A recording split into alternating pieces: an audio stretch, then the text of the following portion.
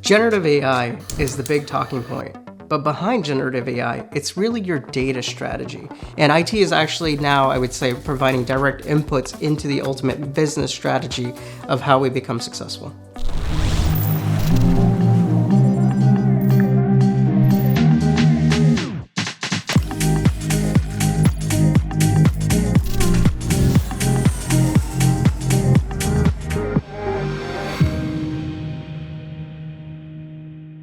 I'm Shah. I'm Senior Director of Enterprise Applications at Elastic. I oversee a portfolio of applications. Some of those include our CRM, our QA, as well as our generative AI program.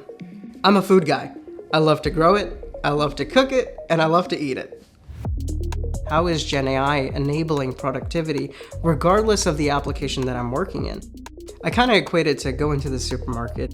You got your bread department, your meat department, your cheeses, but you're able to go through the same front door to be able to access all of the different things that you need.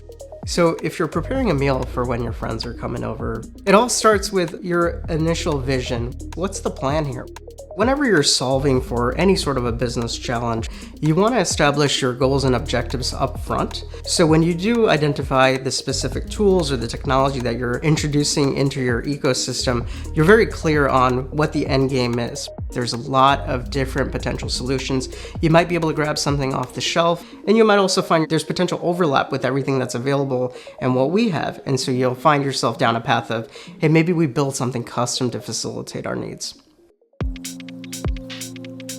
The quality of your ingredients are going to determine ultimately, once your meal is prepared, how good is it? Gen AI solutions, they're only as effective as the quality of your data. Enterprises are sitting on vast amounts of data. You need to have a search platform that's going to be able to parse through all of that noise, find the relevant data, and be able to generate that output that you're looking for. When you're cooking for a dinner party, you may need to pre-soak some items, you may need to chop things in advance, but ultimately you have a plan, you have an order of operations, and you know what it's going to look like as it comes together.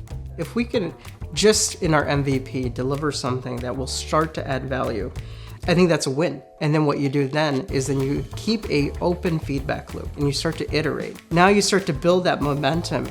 You went from a pilot and an MVP to a full-blown solution that is actually really delivering on that original goal that you had set out. Every SaaS vendor under the sun is now offering a flavor of generative AI. We don't want to end up with situations where employees are having to swivel chair from one tool to another tool to figure out what's the right output that we're looking for. We're looking at creative ways to embed generative AI in our ecosystem. The agent knows where to go to fetch that information to help answer my prompt or my query.